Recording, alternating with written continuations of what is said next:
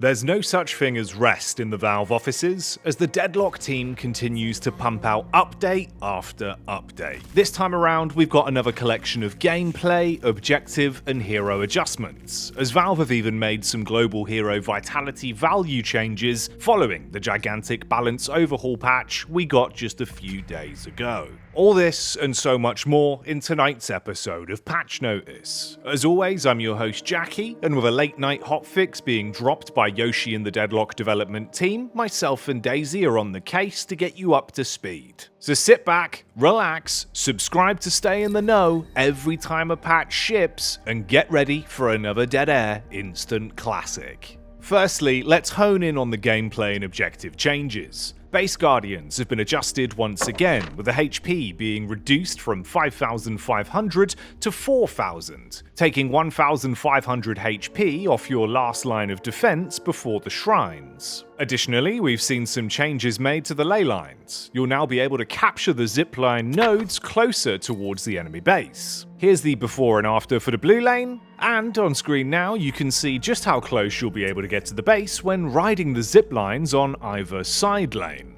With the previous changes to objectives in the last patch and these adjustments here, it already feels like sieging the base will be far easier than ever, with quicker rotates and a tougher time for the defenders, as the minimum zipline distance in the base when defending from a push by the enemy is now slightly further reduced. On top of this, in an economical change, the price of super troops has fallen, so cash out whilst you can. Super troopers' value has been reduced by 15% of their total bounty. However, we did see a great change in regard to fights feeling especially burst heavy in Deadlock's current state. Valve have bumped up the base HP of all heroes by 40, alongside a global health growth increase of +4 per boon and 8%. The vitality investment bonuses were also increased by 12% overall, and this should go a long way to combat the TTK feeling too quick and fights ending in a few seconds with the power creep of heroes following the most recent major balance update. Item-wise, the golden goose egg stocks continue to rise for the mother hens among us, as the amount of souls required per generating each golden boon were improved at a rate of gaining them every 150 souls, rather than every 200. So now at a 50 soul discount per golden boon, it's not too shabby at all. The support mains among us will be lining up to get the new and improved golden goose egg while stocks last. Vortex Web also got tweaked slightly in its mechanical application following the change to the item last patch. You'll now only have the unit target option for casting when using the alt cast on the item. Right then, with that said, it's time to talk heroes. The cast has seen a lot of fantastic nerfs, adjustments, and buffs in this patch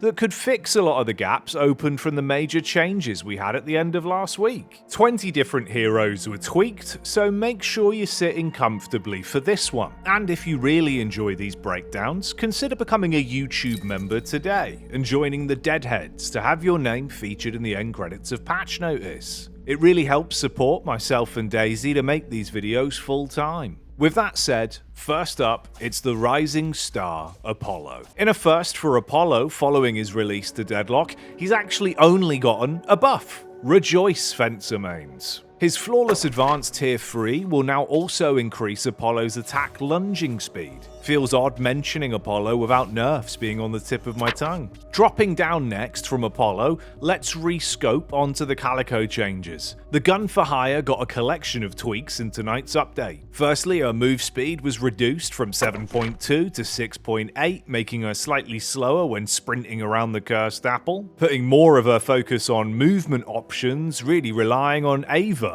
So if you want to be pulling off those ganks, you're going to need to cat up and roll out. Valve also fixed a bug in regard to Gloom Bomb's Tier 2 AP upgrade, granting an extra flat 15 damage bonus than was actually intended. Leaping Slash was also tweaked, with the scaling growth being brought down from 1.5 to 1.2, with the Tier 2 ability point upgrade soul bounty also coming down from granting a 300 soul bonus to 225 souls per kill, which honestly honestly, that does seem like a far fairer amount in my opinion. Leaping into our next hero though, we've got some adjustments to the dazzling Celeste. You can't feature Celeste in a patch without changing both her air acceleration and gravity values, it's just the law. So once again, these numbers have been tweaked. Her gravity was brought down from 28% to 25%, with air control now increased from 38 to 44, finding a middle ground between her previous values and then the newer nerfed variants. Light Eater was also nerfed, with the on-hit damage coming down from 25 to 20, alongside Dazzling Trick's barrier spirit scaling being reduced from a growth rate of 1.1 to 0.8. And we also saw two changes to her ultimate, Shining Wonder,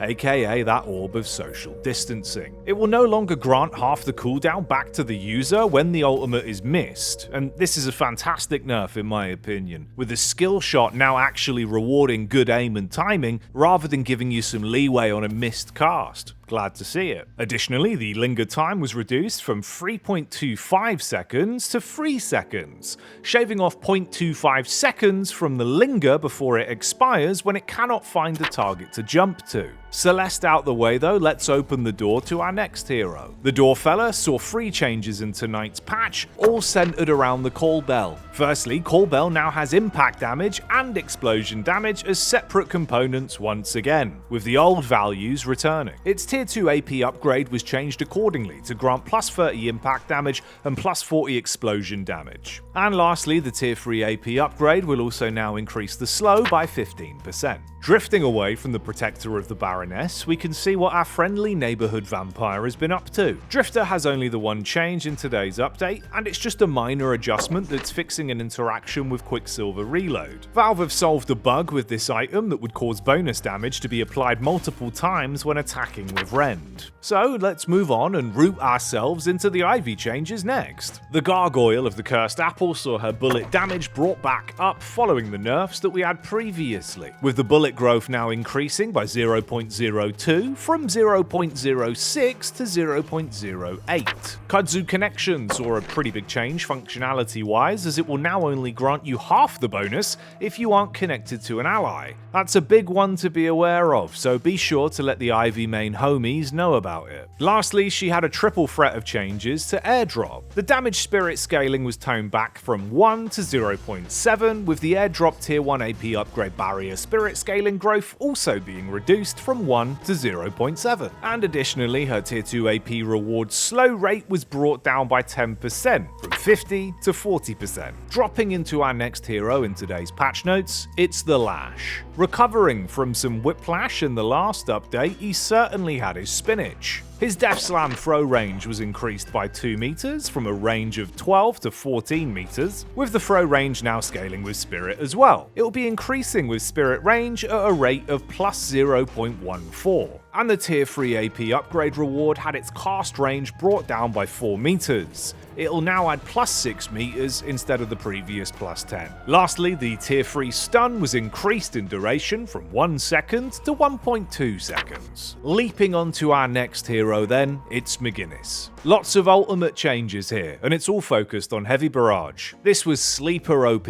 going into the New Balance era of Deadlock, with it causing some insane damage on spirit heavy builds. It even seemed like it was causing double damage ticks with escalating exposure, and was destroying players in fights if built and used optimally. So Valve have struck down the engineer in these ways. The radius was reduced from 5 meters to 4.5 meters at base level, with a tier 1 AP reward being altered. The slow duration was reduced from 1.5 seconds to a flat 1 second, and her tier 3 spirit scaling was also toned back, going down from a rate of plus 0.25 to now being plus 0.2. Lastly, the flat damage increase that was gained from her tier 3 AP upgrade reward was also reduced, with it now granting plus 22 rather than plus 25. Next up on the docket then, this one will certainly be an oasis for the Mirage mains. The new and improved fire scarabs have been buffed, with their cooldown being reduced from 45 seconds to 35 seconds. And additionally, his ultimate, Traveler, had its tier 1 AP upgrade, also now increasing your fire rate by 20%. Mirage aside though, it's time for the Mole Man. Mo and Krill got a big batch of adjustments. Self-sustain on Scorn went down from a heal rate of 0.5 times per target multiplier to 0.35 times. However, this is only in relation to non-heroes, so neutrals, troopers, etc., stuff like that. His hero heal rate was unaffected though, but this will slow down your HP regen in lanes, especially if you're just scorning the wave to try and get that health back. The cooldown also went up by 0.5 seconds from 12.5 to a flat 13 seconds. His ultimate was also adapted. The combo damage per second was reduced from 60 to 45, shaving off a large chunk of damage there, with the cooldown also having 10 seconds taken off. In regards to the AP rewards, we've had the tier 2 change from adding 60 DPS and plus 50 bullet resist to instead granting a 35-second cooldown reduction and then the previously mentioned 50% bullet resist. With the tier 3 being altered from giving you the 0.7 seconds of bonus duration alongside the 60-second cooldown reduction to instead just give you the duration increase and a bonus 60 flat damage. Comboing onto our next target then, it's Seven. Seven had 2 tweaks to his kit in this hot fix. Lightning Ball was changed, with its charge time being reduced from 8 seconds to 7 seconds, and Storm Cloud, following its tier 3 AP upgrade, will now give you an extra meter of speed increase, bringing you up to a total tally of plus 4 meters. But let's ride the lightning all the way over to Paradox. Just the one patch note here, Pulse Grenade will now deal half damage to objectives. So, swapping away from the Time Thief, we arrive at Pocket. Aaron Fairfax had a bundle of tweaks to their ultimate. Affliction will now have its duration being 1 second shorter, of course resulting in lower total damage overall. However, the DPS was increased to compensate somewhat, with it going up from 32 plus 0.2 to now being 34 plus 0.22. And their tier 2 AP upgrade for Affliction went down from granting the 4-second duration increase to instead only give you 3 extra seconds. Finally, the tier 3 reward was also buffed. You'll now have that DPS spike brought up from 16 plus 0.1 to a rate of 18 plus 0.1. Pocket aside, Shiv is up next. Shiv had a great change in regards to his alt fire, with the knockback being increased by 10%. You can see the difference on screen now, and it's a great change, as this was always a fun part of his kit for movement options that felt pretty gutted in recent times. So that's cool to see. Serrated Knives cooldown was also increased, going up from 16 seconds to 18 seconds. However, on a more positive note, Killing Blow saw its range drastically bumped up. It's now 18 meters. A huge change from the previous 13 meters, as you can see in the side-by-side comparison that's on screen. Additionally, they made the travel time a bit quicker too, to help with landing those skill shots after his ult rework. Sharpened Steel and Silver Bullets, it's the Werewolf up next. Only 2 changes here for Silver. Ironically, Valve have been undoing a lot of the nerfs that we saw in the major balance overhaul a few days ago. She'll now have her ultimate transformation cooldown brought back to the 40-second mark, reduced from 50 seconds. A big boon for Silver mains, with her feeling a little bit kneecapped without her ultimate to lean on regularly. Her Lycan Curse tier 1 was also tweaked, granting some additional resistance again, with it going up from 15% to 18%. Sliding away from Silver, let's see what's changed on Victor. Pain Battery had its tier 3 AP reduced from 18% missing health to 15%, alongside Jumpstart's tier 3 Spirit Scaling being reduced from 0.8 to 0.6. Interesting changes next to Aura of Suffering, as it can now be cast on the zipline for a quality of life adjustment to the mechanical side of the ability. It's also had its radius reduced by 0.5 meters. Before the balance patch, Aura of Suffering was at a radius of 7.7, then brought up to 10 in the last patch and now moved down slightly to 9.5. Additionally, the base and tier 2 AP reward max DPS scaling was also reduced by a flat 10%. And finally, his ultimate was changed from having a cooldown of every 190 seconds to instead now being 20 seconds longer, at every 210 seconds. But to compensate as a reward for unlocking his tier 3 AP reward in his ultimate, the cooldown reduction will now be stronger, taking 70 seconds off the cooldown. From Victor to Viscous, Gooey got nerfed. They fixed the buff with a tier 3 AP upgrade on Puddle Punch, giving a bonus unintended 60 melee damage, and reduced the scaling from a rate of 1 to 0.8. This will also affect the base level Puddle Punch, so you'll notice the difference following its nerf in this one, Viscous mains.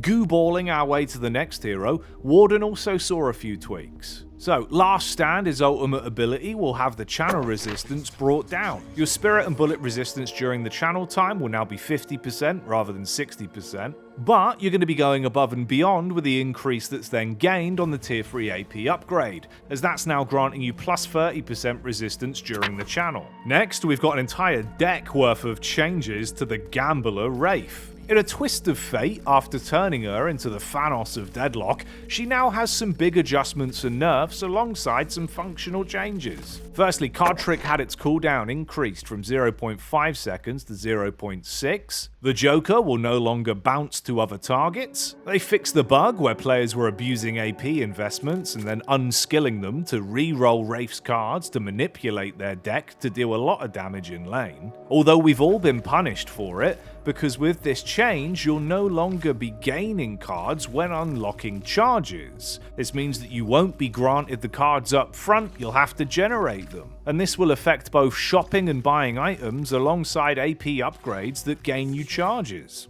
But you can now alt cast the cards to throw them out in the opposite order. Spade's suit bonus was tweaked, being reduced from plus 50% flat damage to instead being plus 40% of an increase. Keep in mind they shipped her with this number being plus 70%, so a huge overall change from where we started mere days ago. The heart suit was also nerfed, with the healing scale being reduced from a rate of plus 0.75 to just plus 0.5. And next we saw two smaller nerfs to her ultimate telekinesis. The cast range was reduced from 14 meters to 13 meters, with the throw range also being reduced from 14 meters down to 13 meters. Additionally, the cast delay was increased from 0.3 seconds to 0.35 seconds. And last but not least, it's Vindicta that's in our crosshairs. Just one note, an interaction bug fix that's regarding her not gaining bonus damage if a proc bonus is what caused the killing blow when using Assassinate. And with that shot on target, we've covered another Deadlock patch. I hope this got you up to speed and you're ready for your next rumble in the cursed apple. As always, don't forget to like and subscribe if you enjoyed the video and comment your favourite part about this patch. Be sure to let Daisy know how much you appreciate her amazing work on the graphics too. And if you really want to support us both, consider joining our YouTube members program and having your name featured in the credits like these amazing deadheads, who make it entirely possible for us to create content this high quality. We salute you, deadheads. Right then, with all that said and done, it's time for me to sleep until Yoshi drops the next balance patch. So I'll see you in about a day's time at this rate. Catch you in the next one, deadheads. Peace.